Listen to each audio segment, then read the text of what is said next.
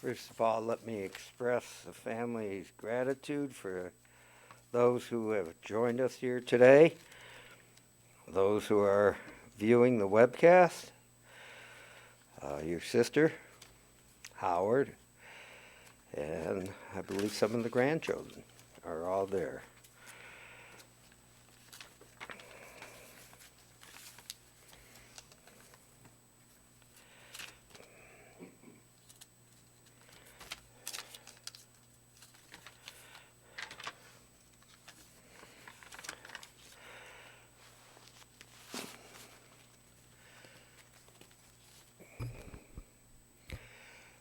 Death has taken our beloved Lillian. Our friends grieve in their darkened world. In their silence, there is lamentation. In their tears, there is loneliness. Lost in their sorrow, may they find the presence of loving friends. Hear them, be with them. For Lillian's love that united us in life and which death cannot sever. For her companionship that we shared along life's path, and which continues through the tenderness of memory. For the gifts of her heart and mind that brought us joy and happiness, and is now a precious remembrance. For all these and more, we give our thanks. Those who wish may join me in the 23rd Psalm. The Lord is my shepherd, I shall not want. He maketh me to lie down in green pastures. He leadeth me beside the still waters. He restoreth my soul. He guideth me in straight paths for his name's sake. Yea, though I walk through the valley of the shadow of death, I will fear no evil, for thou art with me. Thy rod and thy staff, they comfort me. Thou preparest a table before me in the presence of mine enemies. Thou hast anointed my head with oil, my cup runneth over. Surely goodness and mercy shall follow me all the days of my life, and I shall dwell in the house of the Lord forever. For everything there is a season, a time for every experience under heaven, a time to be born and a time to die, a time to plant and a time to uproot what is planted, a time to tear down and a time to build up, a time to weep and a time to laugh, a time to grieve and a time to dance, a time to throw stones and a time to gather stones, a time to embrace and a time to refrain from embracing, a time to seek and a time to lose, a time to keep and a time to discard, a time to tear and a time to sow, a time to keep silence and a time to speak.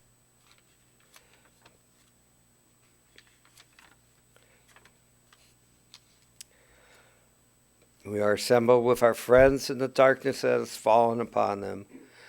We raise our voices together to the source of life, asking for comfort and strength. We need light when gloom darkens our lives. We need fortitude and courage when pain and loss assail us. May we find these in God who preserves from destruction all that is good. Let us find them too in loved ones and companions who do God's work by binding up the wounds of the stricken. Who among us has not passed through trials and bereavements? Some bear fresh wounds in their hearts and therefore feel more keenly the kinship of sorrow. Others whose days of mourning are more remote still recall the comfort that sympathy brought to their sorrowing hearts. May our sharing of sorrow and our deeds of solace bring comfort to the loved ones of Lillian Abramovitz. Birth is a beginning and death a destination, but life is a journey, a going, a growing, from stage to stage, from childhood to maturity and youth to age, from innocence to awareness and ignorance to knowing, from foolishness to discretion and then perhaps to wisdom, from weakness to strength or strength to weakness and often back again, from health to sickness and back we pray to health again. From offense to forgiveness, from loneliness to love, from joy to gratitude, from pain to compassion, and grief to understanding, from fear to faith, from defeat to defeat until looking backward or ahead, we see that victory lies not at some high place along the way, but in having made that journey, stage by stage. Birth is a beginning and death a destination, but life is a journey, a sacred pilgrimage, made stage by stage, from birth to death, to life everlasting.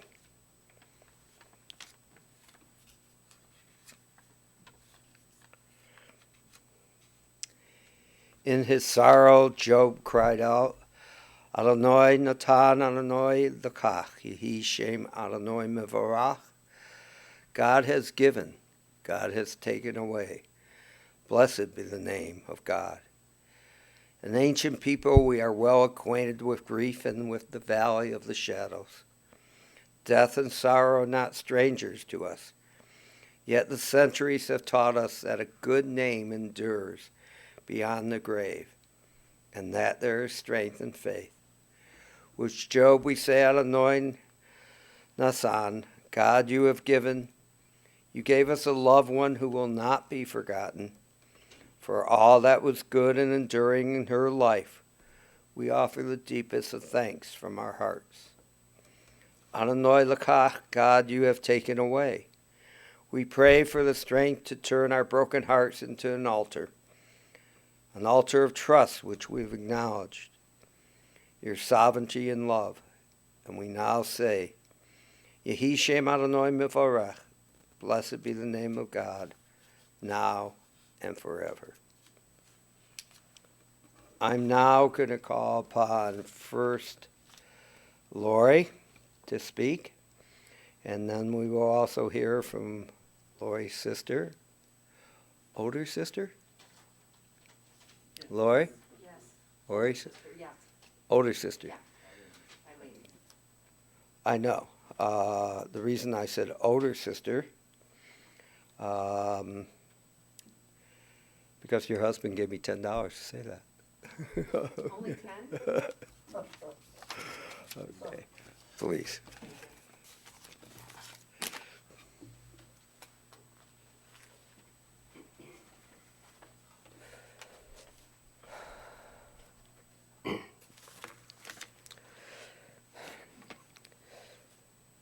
What can I say about my mom? She was a strong, vivacious woman who loved life and embraced everyone who crossed her path. Mom always found the good in everyone, or at least tried to. She was a woman who wasn't afraid to travel to Israel at the age of 70-something, or to put on a bright red clown wig and dance endlessly in a Halloween costume so she could win the first place trophy at the Trillium. She made friends everywhere she went, and they remembered who she was. She was brought up as an only child, but knew how important the foundation of family was. When she married Dad, she was embraced by 2 brother-in-laws, Dave and Art, and 2 sister-in-laws, Helen and Betty. And so the Abramovitz clan started. Fred, Eileen, and Lori were joined at every event, every holiday, and every vacation by their cousins, Phyllis, Susie, Joyce, Carol, and Judy. We were known to invade the Nevele every summer, and we took it by storm. Thank you, cousins. I'm so grateful for your support and love, not just these last few weeks, but especially these last few weeks. I'm so glad Mom taught us the importance of family, and we stayed close, and we stayed connected. Spouses were chosen, and Renee, Skip, and Jim joined the family. And our folks couldn't have been happier or more proud of their kids until, of course, their grandchildren came. Then great-grandchildren, and of course, let's not forget Charlie. She was so proud of all 3 of us, the choices we made, the families we built, and what we had accomplished in our lives. Renee, the calls from you lit up her world, especially these last few years. While we were calling daily, one call from you, and we would hear about it literally for days. She desperately wanted and needed that connection to you and Fred. If she didn't tell you how much they meant, she was remiss. They meant the world to her. And Jim, I love you dearly, but I never quite understood why I would FaceTime my mom every day. We would go through a routine conversation, maybe 4 minutes, but whenever Mom knew that you were in the room, the two of you had a 10 or a 15-minute conversation about everything under the sun. Suddenly, she could hear quite well. I never quite understood that. Last, but certainly not least, the man who was so much more than Mom's son-in-law, Skip. Rumor has it that these last few years, if Eileen or I really wanted Mom to do anything, we could have talked till we were blue in the face, but one phone call from Skip, and it would be taken care of within minutes. The jokester, as Mom called him, had a special gift with Mom. Skip was more than a son-in-law to her, and we all knew that. Thank you, Skip and Eileen, for all that you did to take care of Mom these last few years. Mom had a passion for baking. She was known to be the pie maker in the family. And when holiday time would come, everyone put in their request: a lemon pie for Eileen, a pumpkin for my Uncle Dave, and a chocolate or banana for Skip. And we all know that Dad would sample all of them because Dad just loved sweets. A special thank you to Joyce for bringing me a taste of Mom's honey cookies last month. All I had to do was open the tin, and tears came to my eyes. Seeing the rolled cookie covered in nuts and cinnamon was overwhelming. So thank you. You touched a special place in my heart that night. You have no idea. Mom was multifaceted. She had an athletic side to her. She and Daddy were amazing ballroom dancers, ice skaters, and tennis players. Eileen, I think you inherited those gifts from Mom's. I certainly didn't. Mom was also creative and crafty, always knitting and crocheting one beautiful creation after the other. I'll own that side of her, as well as her beautiful white hair. Whenever people stop me and tell me how pretty my hair is, I tell them it's my mom's hair. Mom was a whiz with crosswords and Jeopardy. She was a really bright woman, knowing all kinds of facts and trivia. Fred definitely inherited his brains from Mom, or at least that's what she would have told you. Mom loved games, always playing bridge, mahjong, and later became known to us as the Bingo Queen, running bingo nights at the Trillium. Mom would always call after one of her bridge games and make sure I reported to Jim what her winnings were. $3, $2.60, whatever. The two of them would keep a running total. We always told her we would know where to go if we needed to borrow a few bucks. She loved spending the afternoon going to the casino with Fred and always seemed to end up ahead. I used to tell her Fred probably slipped the dealer a few extra dollars just so she could win. I think she believed me. My mom was a great friend, grandmother, and great-grandmother, and an unbelievable role model and amazing mother. She is the biggest part of who I am today and the kind of mother that I am to Kristen, Jason, and Mackenzie. I have repeatedly said she is my hero and an example to me in many ways.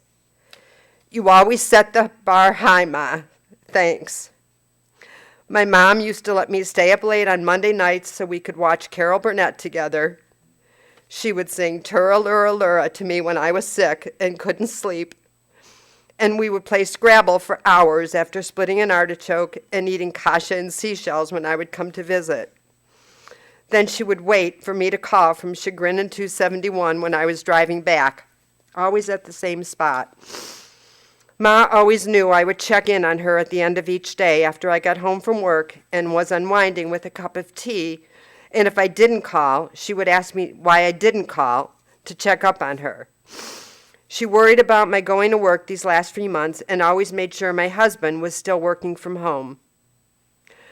Rest peacefully, Mom. We're taking care of ourselves. And yes, Mom, we're working on getting the house ready to sell.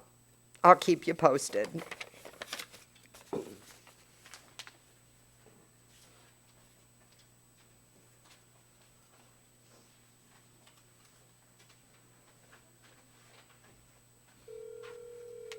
We're calling Eileen right now. Eileen? Yeah. Okay, we're here. We're here at the service, Okay. so go ahead and direct your remarks. Okay.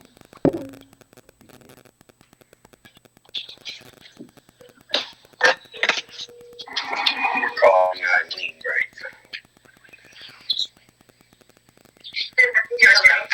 Eileen? Yes. Okay, we're here. We're here at the service, Okay. Okay. so go ahead. You can hear me? Okay. Okay, I would like to start by saying it was going to sound like Lori and I got together. Can you hear me? Eileen? Yes? We can, but there's some background noise in the back. If someone would mute their phone.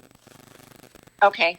It sounds like Lori and I got together to write this, so I guess we both knew Mom very well. It's very fitting that it's a beautiful sunny day out because my mom loved the sun. Before I begin, I want to say how sad I am that I cannot physically be surrounded by friends and family. It makes this time more difficult than it is already. Mom and Dad always put family first. As a little girl growing up with Fred and Lori, that was all we knew. Mom grew up as an only child and really disliked it. I never understood until I was older why and how much family meant to her, and ultimately would mean to me. In many ways, it was extreme. My dad's family was the opposite. There were 3 brothers who were very close. My dad and Uncle Dave both decided to build a 2-family home, and Mom was thrilled. Mom, Dad, Fred, Lori, and myself, and even Grandma Ethel live upstairs. And Aunt Helen, Uncle Dave, Phyllis, Susie, and Joyce live downstairs. The doors were always open, and we were together a lot. Both our families took an annual trip to the Nevele, and my Uncle Art and Betty, Judy, and Carol joined our family as well. We all celebrated holidays together, and I even remember helping Aunt Helen set the table. Mom always made time for us. I remember the birthday parties we would have at home during my school lunch break. She made lunch for all my friends and I, and then we would play games. When we were ill, she was always there to comfort us and sing Tora Lura Lura. The importance Mom and Dad put on family wore off on all of us. Even though we didn't all live in the same city, we have remained close, and Mom's love of family wore off on all of us, exhibited by the love in Fred and Renee's home, Lori and Jim's home, and my own. Although we grew up in a home of modest means, Fred, Lori, and I never wanted for anything. We had all the love and everything we needed. I always had a new dress for a BBG affair or for prom, while I do remember that my mother did without. She was never materialistic and would rather have given to us. It was only later in life that Mom and Dad enjoyed the fruits of their effort. They especially enjoyed their winters in St. Pete with good friends. Mom was a very social person. She liked everyone and made friends easily. Mom saw the good in everyone and never saw their faults. One of my expressions of hers that she would always tell me when I would criticize someone, you can't put your head on someone else's shoulders, and that is very true. Mom was a fabulous cook and baker. Her pies were beyond belief. She would make 6 pies for Thanksgiving. I now love to cook as well. I must have learned it by osmosis because when I was younger, I hated it. And I know we will all be sharing her recipes because we have her cookbook. Mom loved swimming in the sun. Even though we were very different, I inherited this from her. Growing up, we all spent many years at Lake Shore with other good friends. Later in life, we would take Mom to our pool, and all our friends would take notice as Mom strutted in. They would marvel how well Mom did in her 90s. Mom exercised her entire life. In fact, she was on an exercise bike as recently as 5 weeks ago. As a child, I remember going ice skating every Sunday night and playing tennis at Cade Park. We went on lots of picnics.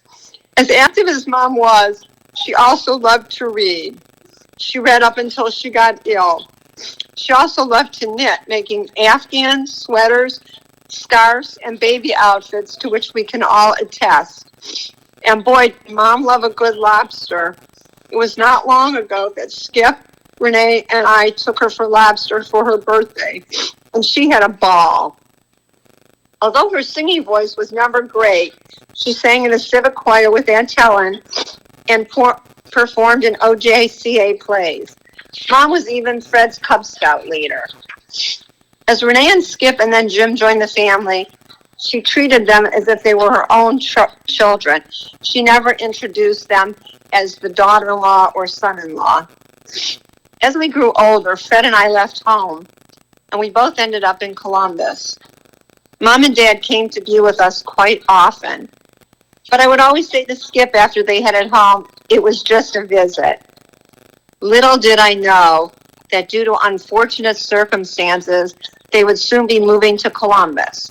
When Dad developed Alzheimer's, the family talked with Mom and felt that it would be best for them to move to Columbus so she would have more support. At 80 years old, Mom left her wonderful lifelong friends and family to move to Columbus. She left her bridge, mahjong, bowling, and dinner friends to come here. She moved to Kensington Village with Dad to start a new chapter in her life. Immediately, she made friends and joined new groups and adjusted to the senior community. Mom was such a strong person, especially during those most difficult years with Dad. Shortly after their 62nd wedding anniversary, Dad passed away, and Mom was forced to start over again. Mom moved to Melbourne Village and immediately made new friends. She was never anxious about going up to new people, joining a conversation, or playing in a card game. Mom could always find something to talk about to anybody. We are so lucky to have Mom been in Columbus for the last 15 years. It was no longer a visit. We could go to lunch, shopping, and just sit and talk anytime. She liked to go with Fred to play the slots at the Hollywood Casino. Renee and Fred's family and mine included her in all the holidays and birthdays and even casual get-togethers. I am so thrilled she was able to spend time with Lisa and Randy, Barry and Darcy, and Andrew here in Columbus. I love that she had 9 years with Madeline, 8 with Barrett, 5 with Sydney, and some time with Finn. When Heather and Jem, Lisa and Jay, Joshua, Dylan, Benjamin, Ethan, and Noah came to town, she got to see them as well, and many times we would all get together for breakfast. Mom loved when we did this. When I look at the pictures, she had the biggest smiles when she was with the grandkids and the great-grandchildren. When Mom stopped driving, she moved to the Trillium. Again, she made good friends. She was the bingo caller, the OS cheerleader for the games, the annual champion of the Halloween costume party, something that I could never do. She served on the council there. Mom always could be counted on for her opinion and her suggestion. I guess I got that from her. She was even a model in the Trillium fashion show. She was always first up to dance. She loved dancing. She even took tap and line dancing as an adult. Her apartment was a testament to family. From the wreath on her front door, which featured a photo of every member of the family, to the walls lined with pictures, and even the cards from family and friends arranged all over the apartment. Mom weathered the ups and downs of life. She lived a great long life and saw and did many things. I always tell my friends she got to see so much. Bar and bat mitzvahs, brises, weddings, and all kinds of other family celebrations. I guess it's just never enough, even at her age. I always wish for one more day. The last 7 months of not being able to be with Mom have been very difficult. She never complained. For a 96-year-old, she was very computer savvy and was able to keep in touch by FaceTiming with family. I know this is what kept her going. She loved when the grandkids FaceTimed her.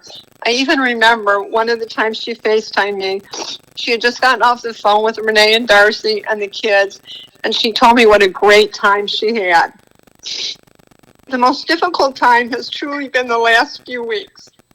Because of COVID-19 and my own health situation, I could not physically be with her. She was still able to FaceTime me, even up until the past week. And she would ask me to hold her and hold her hand up until her very last day. This really ripped my heart out. Each day, I would go to the window, and it would break my heart as she would reach her arm out to me. But then, she would put her hand on her heart, and I knew immediately what it meant. You see, Mom always said to me, a heart feels a heart.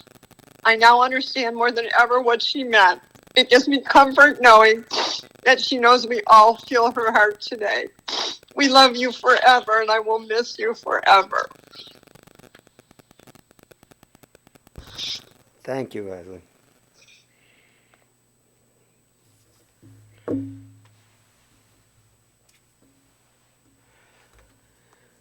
Just want to take a couple minutes of your time.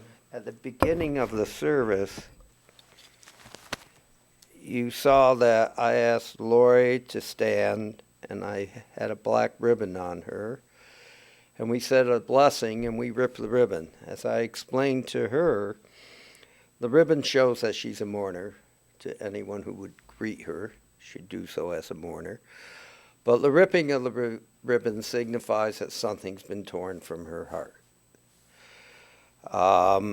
In Jewish belief, that is done to the spouse, to the children, to siblings of the deceased, and God forbid, parents of the deceased.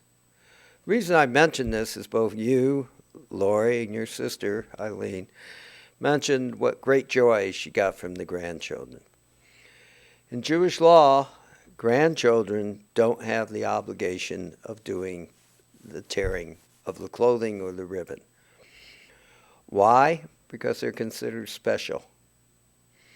That a grandparent does not want a grandchild to be sad and to go through the mourning process. Emotionally, we hope they do. Religiously, they have no obligations for that reason. They are special. And you've both made mention of how special the grandchildren are. So we're not far off here, are we?